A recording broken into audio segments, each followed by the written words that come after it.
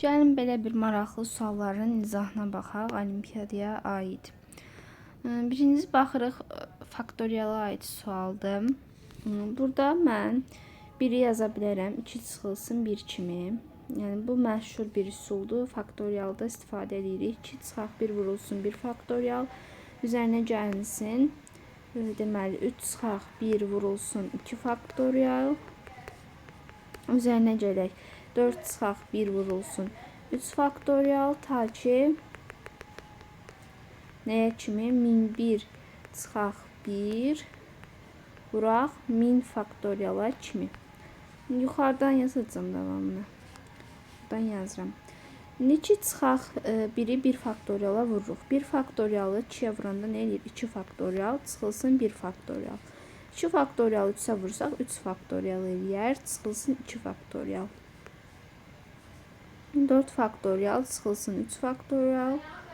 Ta ki 1001 faktorial çıxılsın 1000 faktorial. Bunu hesablamalıyıq.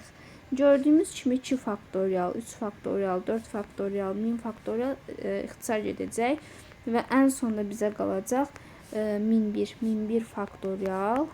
1001 faktorial çıxılsın 1 faktorial, yəni 1. 1001 faktorial çıxılsın 1. Cavabımız budur. Baxıram ikinci suala. Yenə 1-i yazıram. 1 plus 1 çıxaq 1 bölünsün 2 faktorial kimi. 2 plus 1 çıxaq 1 bölək 3 faktorial kimi. 3 plus 1 çıxılsın 1 bölək 4 faktorial. Və ta ki nəyə kimi? 2022 plus 1 çıxaq 1 bölək 2023 faktorial kimi. İndi sadələşdirmə eləsə 2-ni bölürük 2 faktoriala. 2 bölək 2 faktorial çıxaq 1 bölək 2 faktorial. 1 bölək 2 faktorial. Üzərinə gəlsin 3 bölək 3 faktorial. Çıxaq 1 bölək 3 faktorial. Üzərinə gəlsin 4 bölək 4 faktorial. Çıxaq 1 bölək 4 faktorial. Ta ki 2023 bölək 2023 faktorial. Çıxaq 1 bölək 2023 faktoriala kimi. Aha, indi yenə sadələşdirmə edirik. 2-ni 2 faktoriala böləndə qalır 1 bölək 1 faktorial. Çıxılsın 1 bölək 2 faktorial. Üzərinə gəlsin 1 bölək 2 faktorial. Çıxılsın 1 bölək 3 faktorial. Ta ki 2023 bölək 2022 faktorial.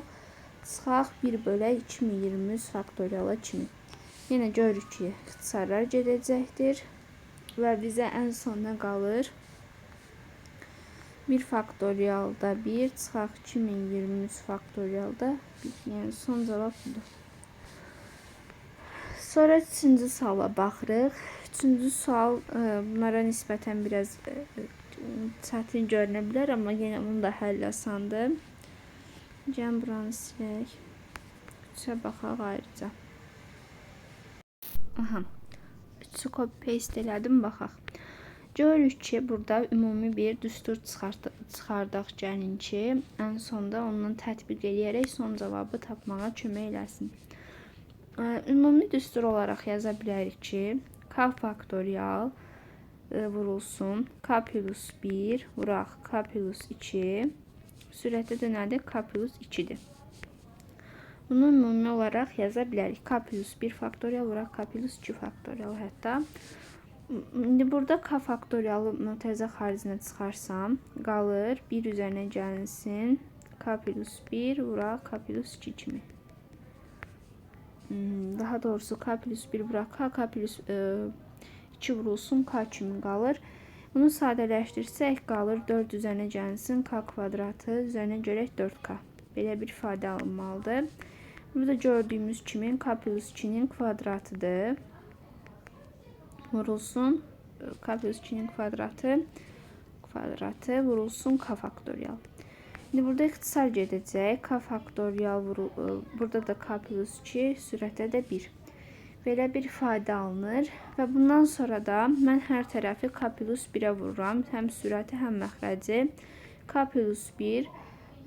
Burada da k kvadratı k faktorial vura k plus 1 vurulsun k plus 2. Belə bir ifadə alırıq və bundan sonra görürük ki, bu nə deməkdir? K plus 1, bu da nə deməkdir? K plus 2 faktorial deməkdir. Belə bir ifadə alınır. İndi mən də bunu yaza bilərəm ki, k plus 2 çıxılsın 1 bölək k plus 2 faktorial kimi və yenə bunda fərq kimi. Bundan bunun fərqi kimi yazaram. Yazaram ki, k plus 2 bölək k plus 2 faktorial çıxaq 1 bölək k plus 2 faktorial. Qalır ki, 1 bölünsün nə? K plus 1 faktorial çıxılsın 1 bölək k plus 2 faktorial. Aha, bunu ümumi düstur olaraq tapdıq. İndi bunu burada gətirək, yerinə qoyaq, tətbiq eləyək. Artıq bildik ki, bu şəkildə yazılır. Gəlin bunu buradan yazım ki, nə tapdıq? 1 bölək k plus 1 faktorial çıxaq 1 bölək k plus 2 faktorial. Gətirək burada tətbiq eləyək. K-nın yerinə birinci 1 qoyarıq. 2 faktorialda 1 çıxaq.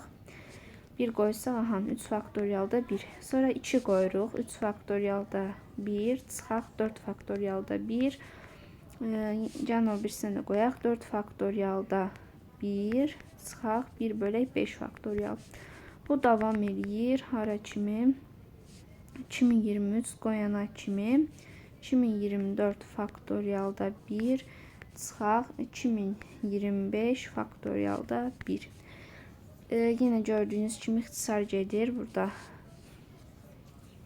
Nəticə olaraq alırıq 1 bölək 2 faktorial çıxaq 1 bölək 2025 faktorial və cavab budur. Bunu həll elədik. Keçək 4-ə.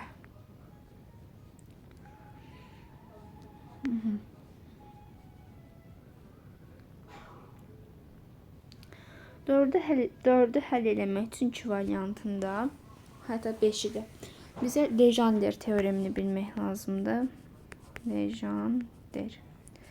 Legendre teoreminə görə R əgər tam ədəddirsə, n də sadə ədəd olmalıdır. Burada R-i n-ə bölürük. Yəni belə qısaca deyim.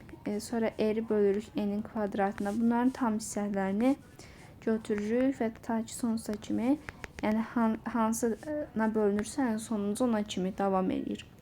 Amma bunun təbii ki, praktik üsulu da var. Məsələn, gəlin baxaq. Məsələn, 10 faktorialın içində neçə 5 vuruğu vardır. Məsələn, bunu biz Legendre-lə tapa bilərik. Bunun ən asan yolu 10 belə şəkildə yazmaqdır. Elə belə olacaq. Gəlin bunu biraz mürəkkəb eləyim. Məsələn, 40 faktorial olsun. 40-ı 5-ə bölürük. Eləyir 8. 40-ı 5-ə bölürük, eləyir 8. 8-i 5-ə bölürük, eləyir 1. 8 ilə 1-i toplayırıq, 9. Bu da elə buradan gəlir əslində. Bu praktik üsulumuzdur. 40-ın içindəki 5 vuruğunun sayı, 40-ın içindəki 25 vuruğunun sayı artıq 125 alınmayacaq. 40-ın içində 5 8 dənədir, 25 1 dənədir. Yəni gördüyünüz kimi eyni şeyə gəlir, çıxır. Nəysə, bu Legendre teoreminin mahiyyəti idi və özünün ifadəsi idi. Aha. Baxaq 4-cü suala. 4-cü sualda məndən deyir ki, bu ədəd 5 üstü n vuraq x şəklində yazılır. N maksimum neçə ola bilər? İndi yazıram 5 vurulsun 5 vuraq 2. O nə deməkdir? 5 vurulsun 2 deməkdir də. 2 vurulsun 5 vurulsun 3. Vururuq 5 vurulsun 4-ə. Ta ki nəyə kimi? 5 vurulsun 200-ə kimi. İndi burada neçə dənə 5 var ilk öncə baxanda. Yəni hər birində 5 vur 2 görünən 5-lərə baxıram ki 200 dənədir. 5 üstü 200-dür. İndi birdən bir də 200-ə qədər ədədin hasisi qalır. Yəni 200 faktorial qalır. Baxın, Legendre burada tətbiq olunacaq. Biz 200 faktorialın içindəki 5 vuruqlarının sayına baxmalıyıq.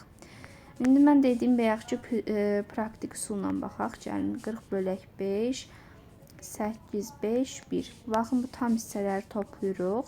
49 dənə də 5 vuruğu var burada. Deməli 5 üstü 200 vuraq 5 üstü 49 vurulsun. Məsələn nə bilim x ədədi. Burada 5 üstü 249 vuraq x. Deməli 249 dənə 5 vuruğu vardır. Yəni en maksimum 249 ola bilər. 10 vuruğunun sayı deyir. 10 vuruğunun sayını tapmaq üçün 10 2 ilə 5-ə bölünür. 2 ilə 5 vuruğunun sayını tapmalıyıq. 5 vuruğunun sayını tapdıq ki 249-dur. İndi lejanderlə gəlin biz 2 vuruğunun da sayını tapaq. 200-ü bölürük yenə 2-yə 100. 2-yə 50. 2-yə 25. 25. 2-yə 12. 2'ye 6, 2'ye 3, 2'ye 1. Şimdi bunları toplasaq 100, 150, 175. 175'in üzerine de neçə gələrik? 22 gələrik. Eləyər 197. Deməli 2'nin də sayı 2 üstü 197'dir.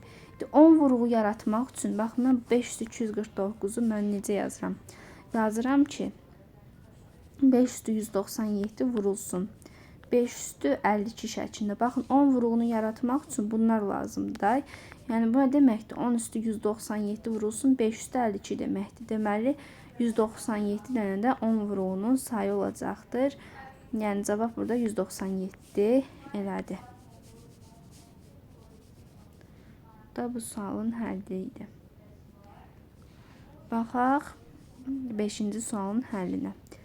Bizə belə bir ifadə verib, bizdən bunun sonuncu və rəqəmini və sonuncu 2 rəqəmini istəyir. İndi 1 faktorial nədir? 1-dir. 2 faktorial nədir? 2-dir. 3 faktorial. Ümumiyyətcə n faktorial nədir? 1-dən n-ə qədər olan ədədlərin hasili n faktorialdır. Belə qalsın. 3 faktorial yəni 1 vuraq, 2 vuraq, 3-dür də 6-dır. 4 faktorial 24. 5 faktorial 120. Və artıq burada görürük ki, sonuncu rəqəmi tapanda, məsələn 6 faktorialda 2 vurulsun 5 var. Yəni sonuncu rəqəmi 0 eləyir artıq hamısını. Deməli mən bunun cəmini tapsam elə mən sonuncu rəqəmi tapmağıma kömək eləyəcək. 24-ün üzərinə 6, 30, sonra 33. Elə bir ki 33-ün yanında sonra 0. Yəni 3 0 olacaq. Sonuncu rəqəm deməli nə oldu? 3 oldu.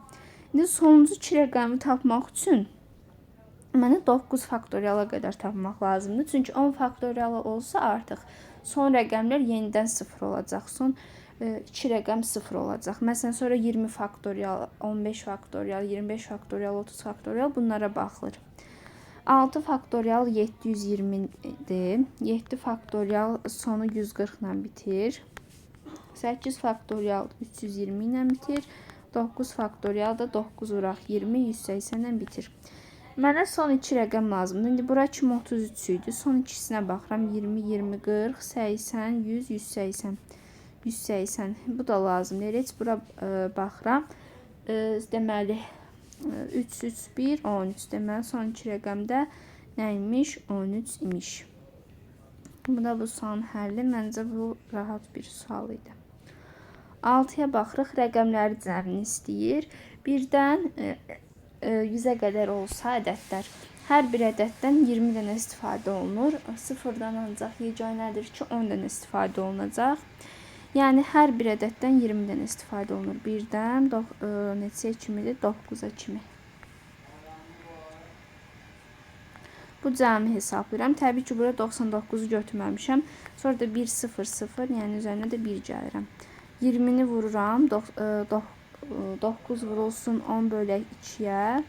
Bunda üzərinə 1 gəlirəm.